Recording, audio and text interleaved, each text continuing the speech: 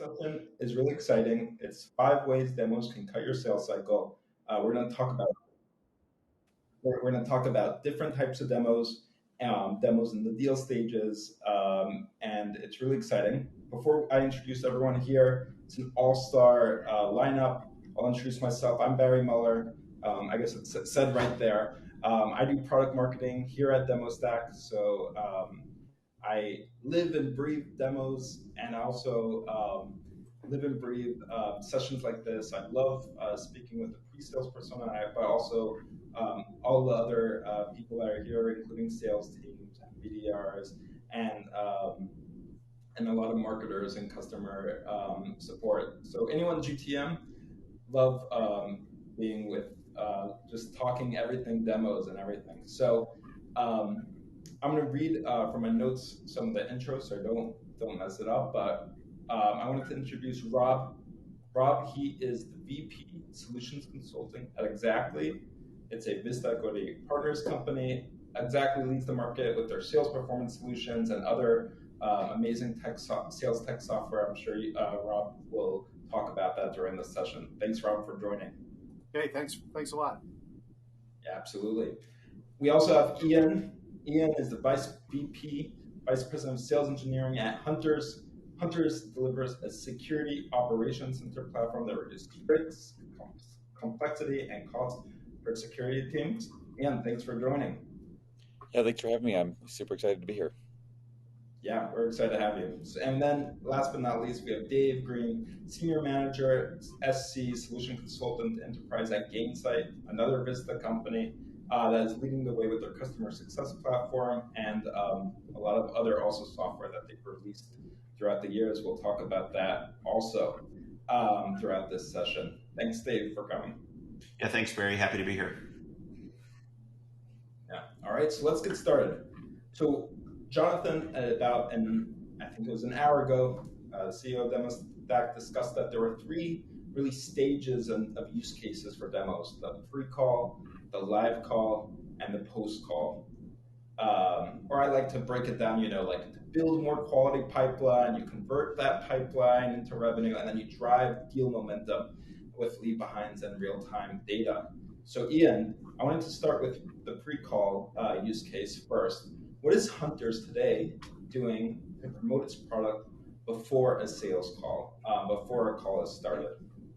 Yeah, that's a great question. And I think one of the really cool things that we're able to do with DemoStack for kind of the pre-call to get people excited is have a product tour, product tour on our website. The product tour gives customers the ability to really get their hands on the product and see what it looks like and see how it feels. In a way that you don't normally get with really any security products or a lot of other products in general. So, yeah, it's a guided tour that will kind of an on rails way for them to like click through the product.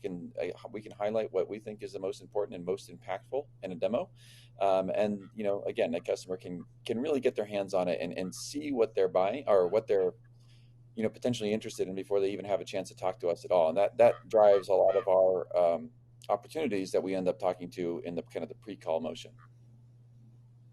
Yeah, absolutely. That makes a lot of sense. So a lot of people are talking about these product tours. They call it interactive product demos. That there's people are sending it also in emails. Maybe you could go even a little deeper, Ian, on are your conversations changing when people see product? Like, why was it so important for hunters to put in this product tour on their website? Yeah, I think look, security products in general, I mean, they talk a lot about what they do, but they don't often show you what they do. And we're in a space, we're kind of disrupting, I think, the SIM or SOC platform market. And so it's really important for us to be able to kind of show the differentiators, to show our customers, like, this is how the product is different, and this is how it's going to make your life easier. And so when they end up starting, talking to us, and they've already kind of been through that, it's less of a conversation where we're establishing like that we are different, and it's more just kind of getting into, okay, well, we saw this. Can we dive into some more details on it? And instead of having to do kind of as much of that like that groundwork, it's already been laid for us, which gives us some really easy pivot points to be able to start talking about like the key differentiators and the key points that make hunters unique. Yeah, that makes a lot of sense. Dave, do you have anything, or Rob, do you have anything to add on to that? If not, we'll move on to something else. Well, one thing I would add, I love the strategy because I think given what we sell at Gainsight, right, we have four different products. We have our kind of flagship platform is fairly robust, and so it's important for us just to understand what's the jumping off point for the SC team, right? Because we don't want to get caught in a situation where we're giving the harbor tour of everything that we have, because then we look a little more complex. So one strategy we've done, I actually love your idea, and probably should use that, but we have our SDR team starting to show parts of the demo based on what they've heard as well, just to help us get that jumping off point. We use a little bit of the website as well, but I think having our SDR team get involved, they actually use DemoStack to go in and show the product initially as well, has been helpful for us. Yeah, just to add real quick, so we both do both those things. Ian and Dave mentioned. We also actually use it as a prospecting tool as well. So our SDRs and AEs, when they make calls out, they'll follow up with an email if they haven't booked a meeting, but they'll share a link to those tours as well. So, if that prospect then hits that link, they're automatically notified via Slack that that person went through it. What did they see? How many steps did they go through? So they have an idea of how real and how interested the prospect might be. So we use that as well. Yeah, no, I love that. So I'm going to break that down a little to the theme of 5 ways to make your sales cycle faster with demos. So one, it's that with the prospecting, you have the buyer engagement insights. So you get notifications when someone opens something, what they're looking at, and then also who's looking at it. Is it your champion, or is it also been shared to other stakeholders within the org? So I think that's super interesting. And what Dave mentioned is that AEs or that SDRs are getting a chance to show the demo. I think combining all of that by showing product earlier, the impact is that then you don't have to have you're really starting basically at the second conversation. You're starting at the second conversation where you can skip some of the basics because they've already seen your product. Is that a correct assessment? Yep. Yep. Yeah, Right. I mean the biggest thing, as Ian mentioned, right, is you want to get rid of the harbor tour. Why waste that time? If you do get someone on the phone and you do get a chance to show them, you want it as focused as possible, so you're not just kind of wasting their time, and you're getting to what they're most important to them and their priorities. And that's what those tours really do. Is it focuses specifically, like you said, Dave. There's multiple products in our solution as well. We can see what they've clicked on, so of course that gives us kind of a roadmap on what we want to do in terms of showing or talking to them. And I think most everyone probably has similar challenges or outcomes when it comes to that. Like, you do the harbor tour, and the biggest fallacy is that you're going to get another opportunity to show them what they really should have seen, right? And I think maybe a small percentage lets you do that, but it's mainly because they probably wanted to go with you in the first place. That's right. And so it's just so important that you come in, even if you don't have all the information you need, you have that perspective on, hey, here's how we think we can help you, and take your shot that way versus give that kind of broad tour of everything in your suite, which is just a losing strategy. Yeah, it relates a lot to the last session with Chris and Jamal. So absolutely, it's nice to see that the sessions can be intertwined a bit. And Ian, I have a question for you. So we're talking about tours and maybe even doing the tours without the tooltip, so it's like a canned demo. Does Hunters use it with partners also? Yeah, absolutely. We don't necessarily use it in the pre-call with our partners, but we use DemoStack as the way to enable our partners. So we have a number of different partners that are going to be going out and selling hunters on behalf of us, or providing services via hunters. And in order to get all of them enabled on, how do we talk about the product? How do we show the product? How do we have a demo that is consistent and available. We use the demo stack to get those partners enabled. And if we were to try to do that on our own, if we were to try to like build an environment that had, that replicated what we have in demo stack, it'd be a nightmare. I mean, we'd have to keep an environment up to date that was ingesting data from many different data sources, and then keep the alerts. So what Hunters does, ingest data from a lot of data sources and produces alerts that then a SOC analyst would go through, and train to keep an environment of not just Hunters up and running, but keep, you know, all of the source systems that we're getting the data from up and running, and then keeping all the alerts up to date would be an extremely challenging task. And DemoStack allows us to really kind of make that a lot smoother, so that again, there's a consistent environment, there's a consistent talk track, and our partners, then go through a certification program, and they both learn how to use the product and how to sell it. With very little like maintenance and extra work on our side. It's the same demo environment that we use to show and demonstrate the product to our customers directly. Cool. Dave, Rob, anything to add to that? Yeah, I would actually say, we haven't done the partner thing as much. That's probably a phase 2 for us. But, we look at the AEs the same way, right? AEs and SDRs. Just managing a demo environment and managing, for AEs who lose their login, lose their password, if there's updates, we love that we can feel confident that the environment that we're giving them through DemoStack looks like live software, acts like live software, but it just takes out all the management of it. We can feel confident the reps are showing what they're supposed to show, the key areas. We can train them on the use cases they should talk about and have those guardrails that Ian spoke about. And just feel confident that they're going to be showing something that's the latest and greatest, and it looks really good. So, Right. And So not another like piece. buying. Sorry, Barry.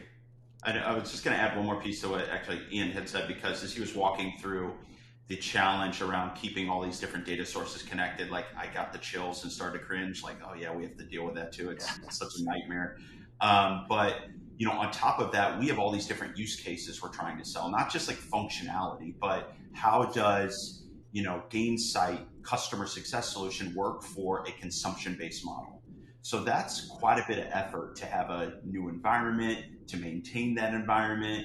And we went years having like a dedicated team try and spin those up for us. And there's just so much like loss and knowledge transfers and those types of things that we started to use DemoStack to have a clone of something that's already pre-configured. So now you don't have to have an SC on to have that call. Like anyone, an AE can pull up like, hey, here's what it looks like for if you have that consumption model, and here's how to use Gainsight, some of the key points.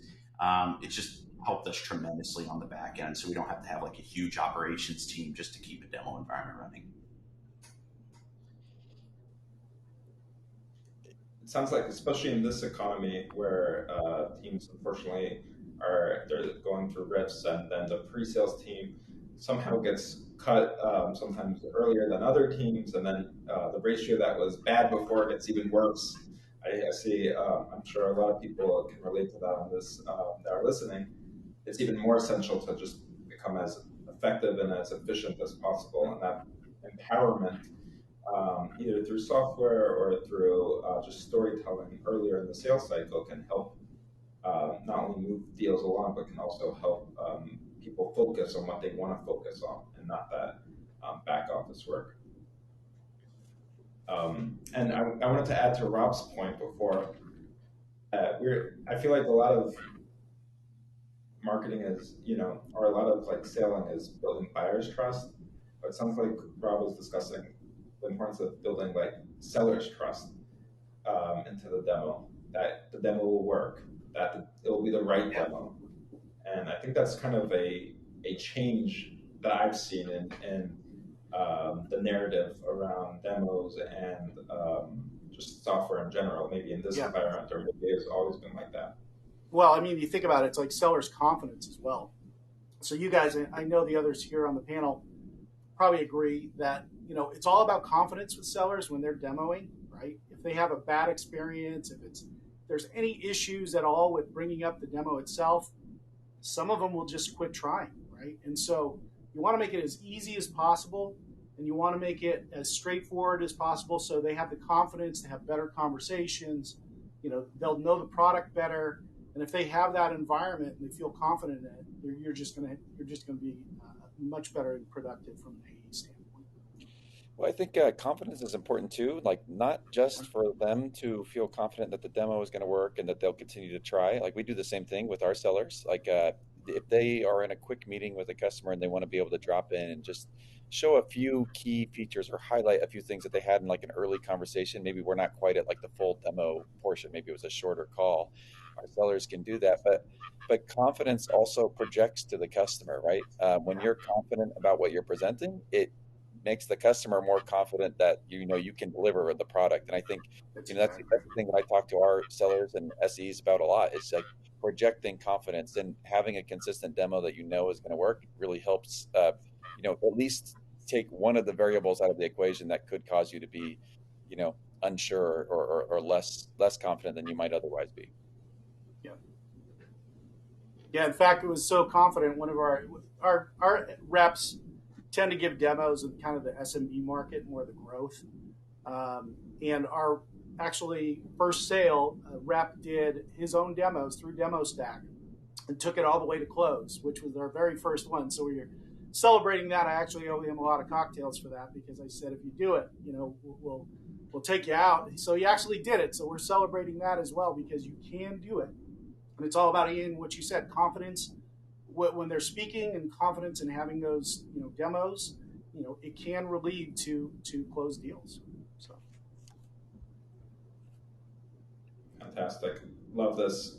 So I'm just going to summarize some of what we spoke about. So moving sales along, one of the ways to do it is actually not just by building buyer's trust, but it's building seller's trust. So seller's trust, that actually essentially does build buyer's trust, and they can move forward with the demos that you have created, whether with DemoStack or they're non-DemoStack.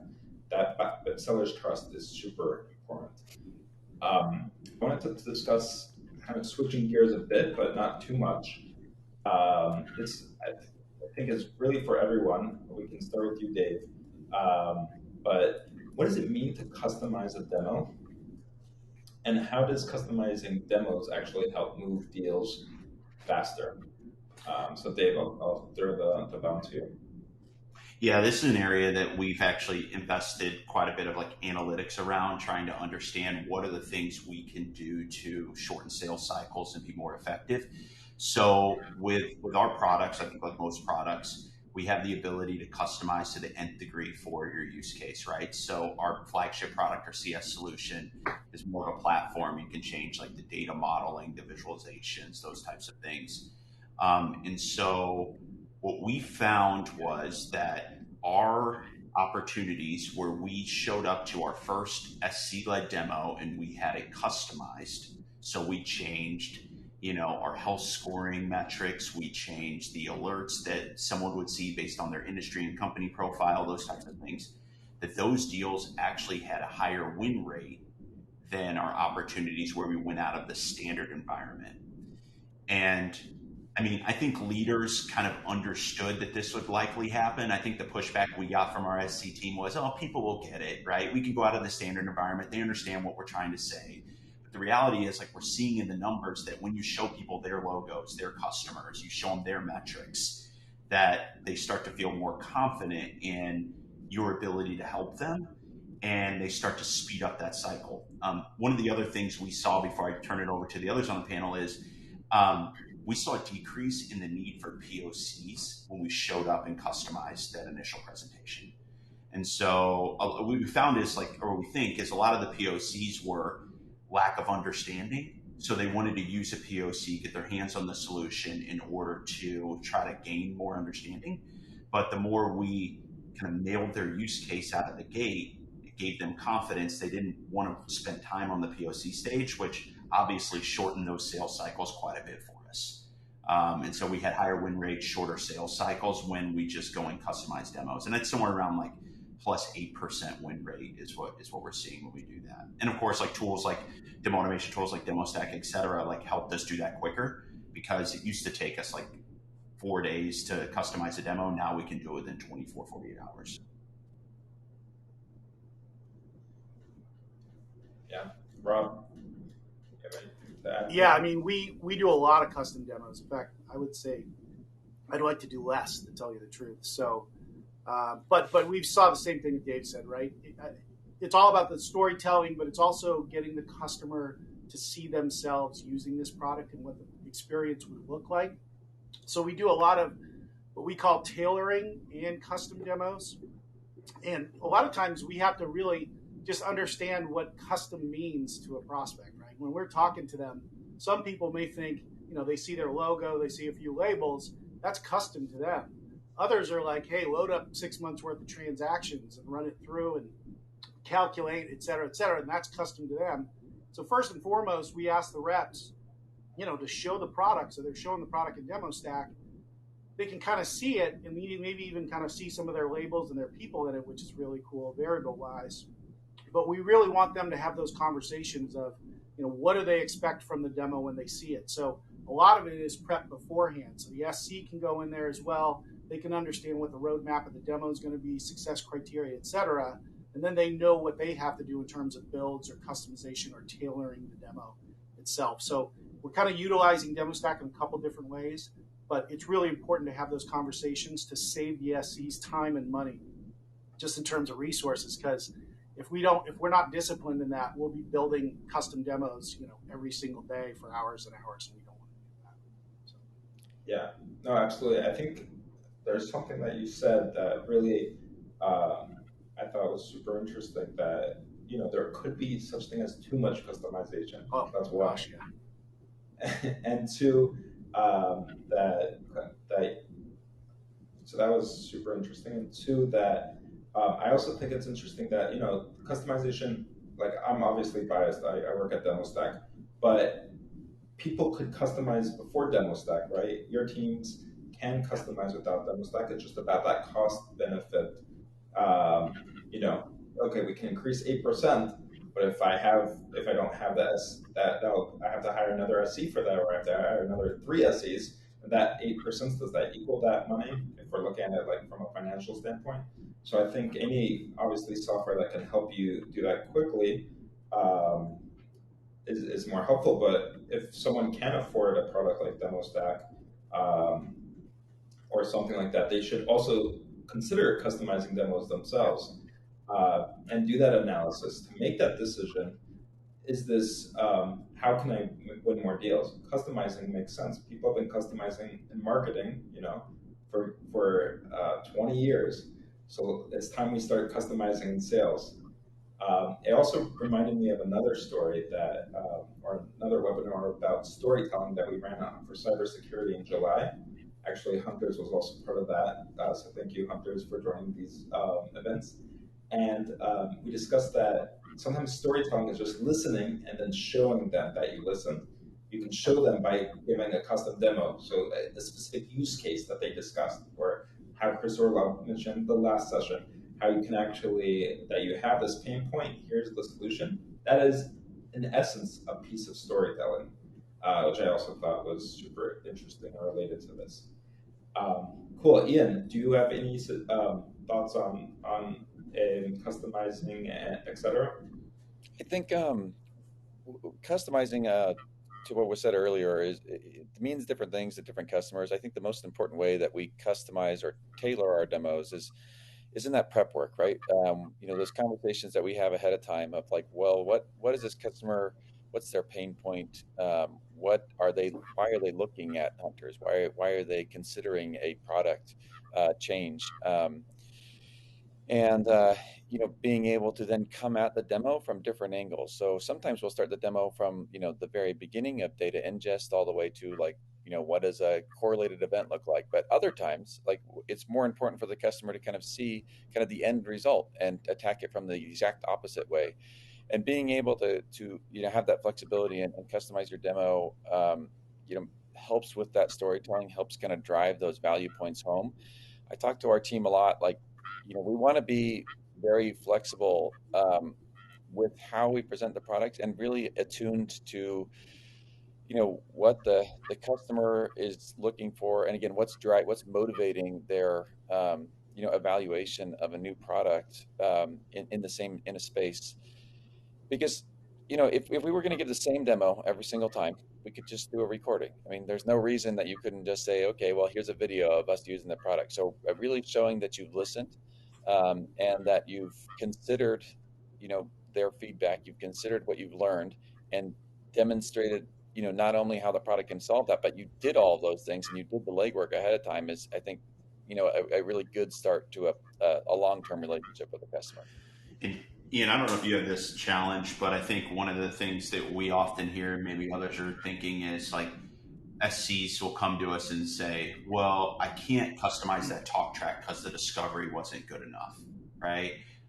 So I have to give this basic demo. And um, they're right, right? Majority of the time, that's correct. And I think we really push the SCs to start to do, and maybe another tip for others on the call is like, do your own research. We're the experts on our product within the industry, so we know what companies like them and how they use the solution, where they're going to get the value, what are the typical use cases, and really holding the team accountable to do that, and not just leave it on the AE, because I think sometimes we speak partnership, right? Like we want to be partners, but we also like kind of blame the other group when they don't give us what we need, kind of thing. So I think we need to bring a little to the table there too. And also, one thing I've seen is when you show up that prepared for like an initial prep call, those reps start to get more prepared for those calls coming forward because they know you're going to show up ready to go.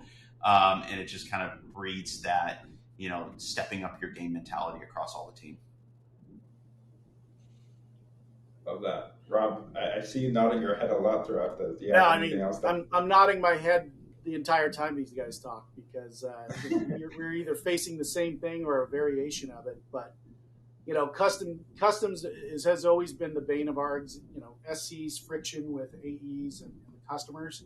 So it's always something I think everyone listening is probably dealing with. You either overbuild, you underbuild, you don't have enough discovery.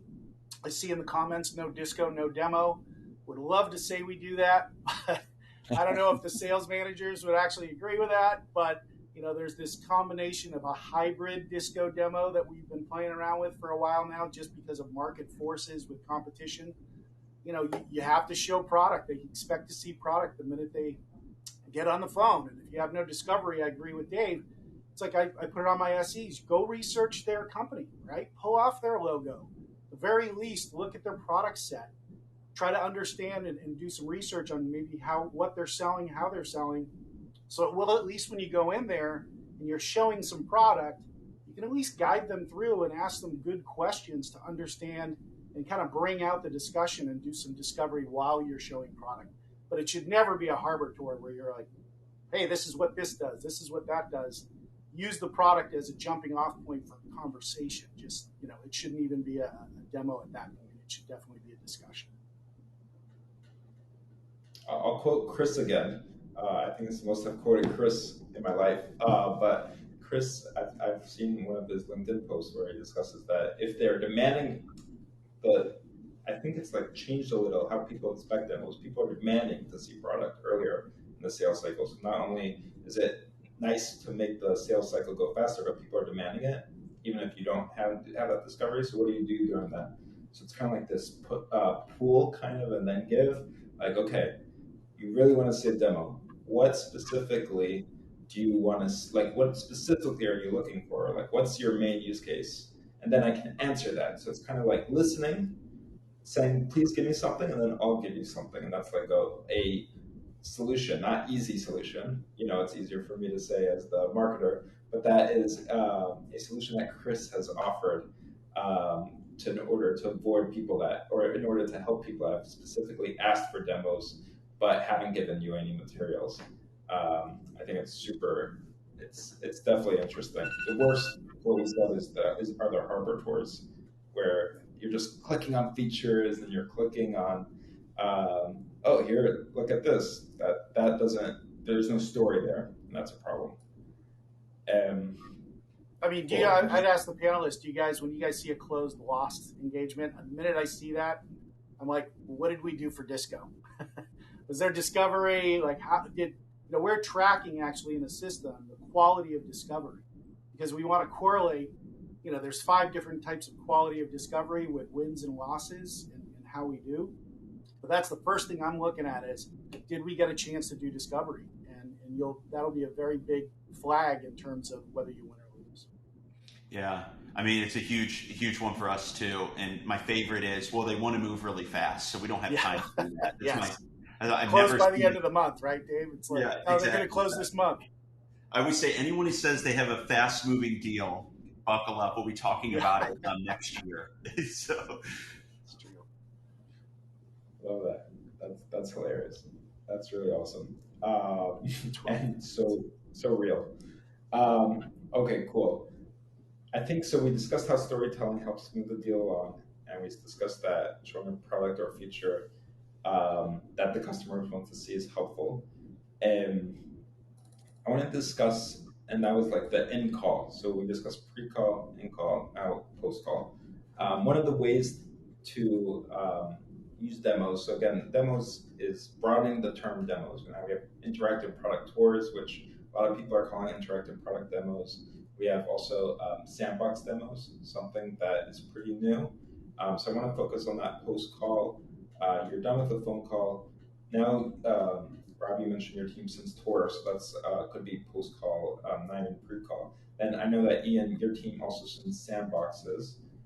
Maybe Ian, we can start with you. A few weeks ago, we actually interviewed the VP of Hunters of Sales at Hunters about the POCs. Maybe you can expand on the POC use case, the POC sandbox substitute that you've done with DemoStack.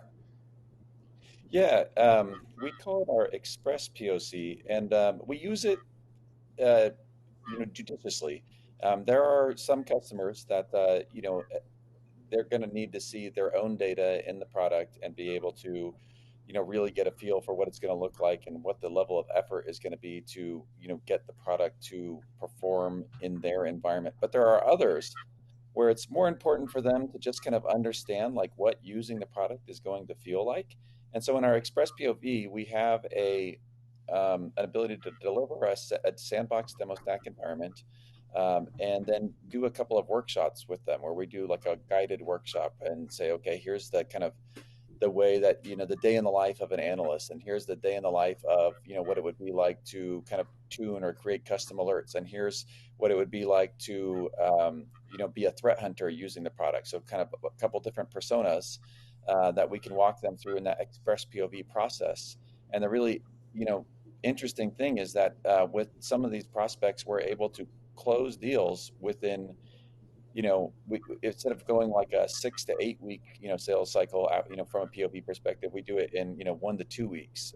There's no extra work. There's none of that groundwork that we would normally have to do. There's none of that onboarding of data process. There's none of the, time that you would have to spend kind of understanding what those detections look like and what they look like in context of their environment. And, we've had great success being able to do that. And, obviously everybody loves that because, we're able to kind of turn around deals in a much more condensed time period, but still do it in a way where the customer, once they actually do start using the product with their own data, they've been enabled to be successful. Yeah. No, it's super interesting. Those are crazy numbers, cutting POCs from half. I remember from that session, we discussed also the importance of um, that the buyers also wanted it to go quicker. That they don't want to wait. If it takes, for example, 2 months to set up or 1 month to set up the POC with hunters, you have to ingest the data, right? You have to connect the data. The IT team from their team has to be involved. So maybe the buyer doesn't even want to involve their IT team if they don't have to. Yeah, that's a really good point. In security, I mean, the security team is responsible a lot for the, responding to the alerts, to the detections that are created, but they don't often own the infrastructure that is going to be, generating the data from which we're going to create those alerts. And so, yeah, I mean, it cuts down on their need to interact with those other teams. Those other teams have maybe their own 5 POVs going on for their own products, and they don't want to have to deal with one that's not even relevant for them specifically. So um, being able to cut down on those intermediaries, and really get to the core of what they're trying to see is really good, on the customer, maximizing their time, and minimizing the investment that they have to make in the POV process, and just getting to use the product. Yeah, absolutely. I see a question from Kunal. Could you talk to us about how you handle requests for trials after you have done the demos? This is a similar topic, but I guess maybe for Dave or Rob who don't use a specific demo stack sandbox to accelerate the deals to substitute for their POC. Yeah, I mean, I think coming out of it, like it's definitely a common request. We try to qualify it the best we can, so understand what they're trying to get out of that engagement, right? It helps us to define the path.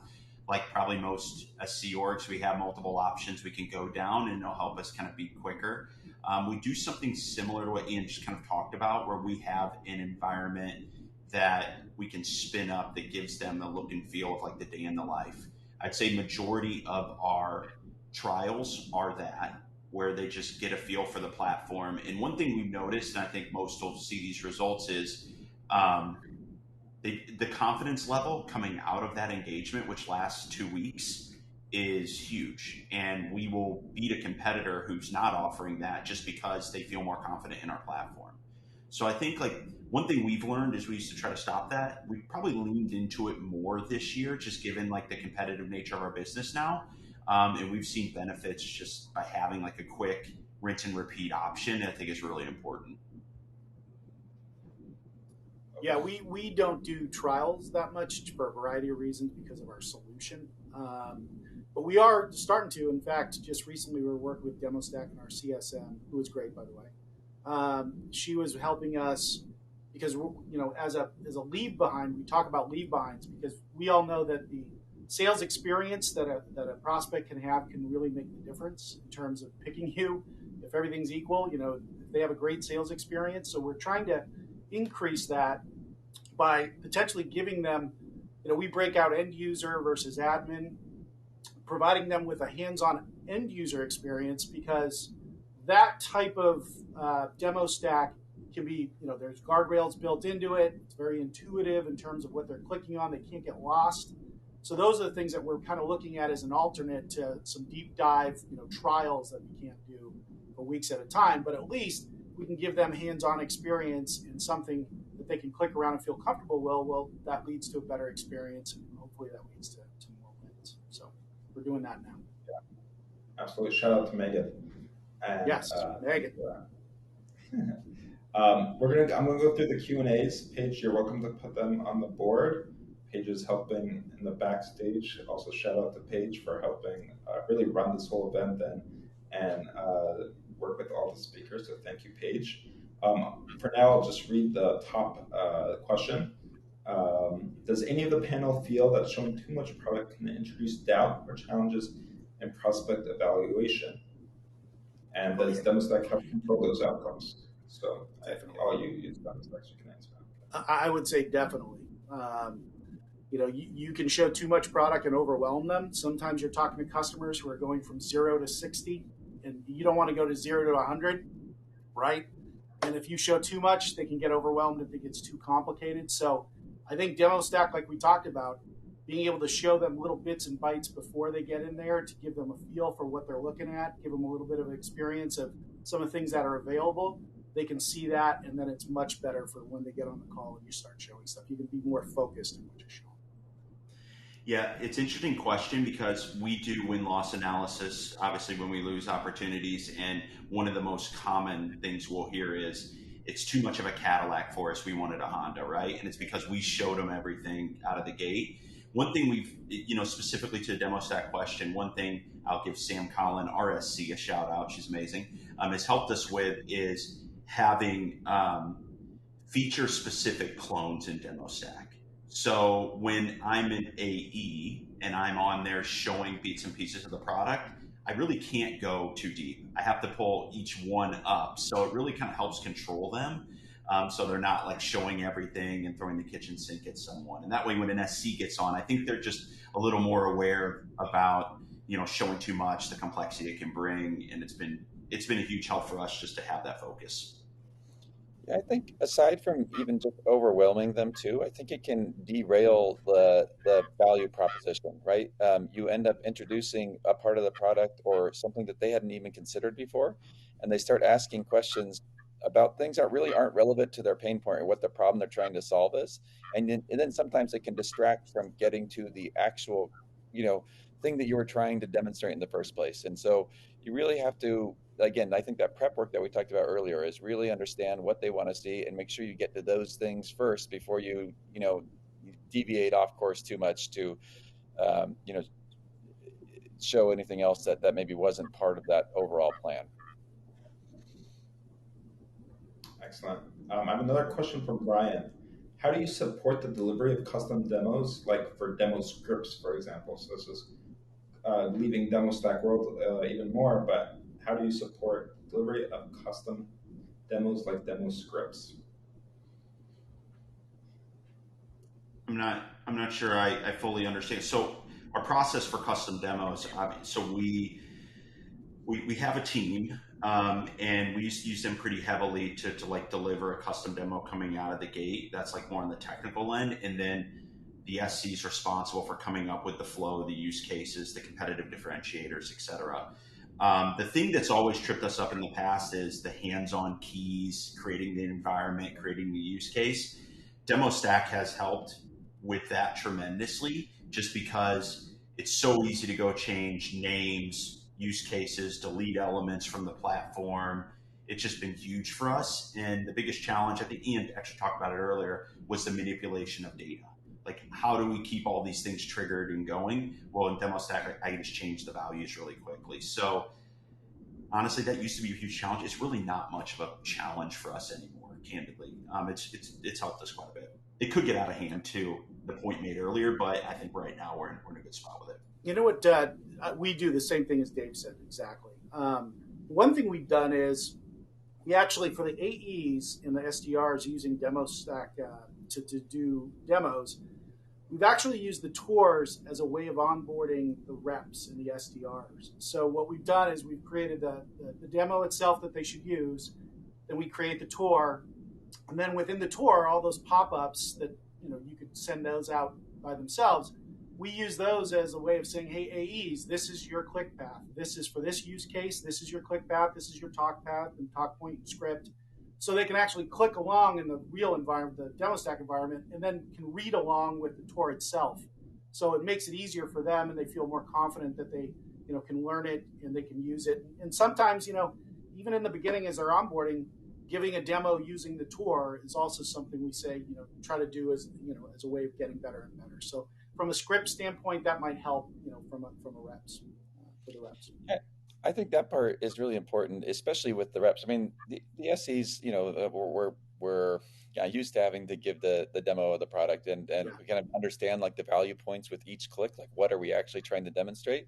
But I think that's a really good point. Like with the AEs, when tasked with giving a demo, having some of that extra guidance as to, okay, I clicked here and I'm showing this feature and this is why it's important and this is how it ties back to the overall value proposition is really helpful, I think, in being able to drive those conversations. Otherwise, it's just kind of like I'm showing, but I'm not actually, telling you why it's important, which I think, exactly. is a really important key thing. And then within those tours, it's exactly right, Ian, because we want to do like ask the why. Well, tell them why this is important, right? It's not just feature functionality and this is what it does. You got to talk about why and ask questions. So you can put all that in there as embedded within the tour itself to help do the onboarding. Yep, absolutely.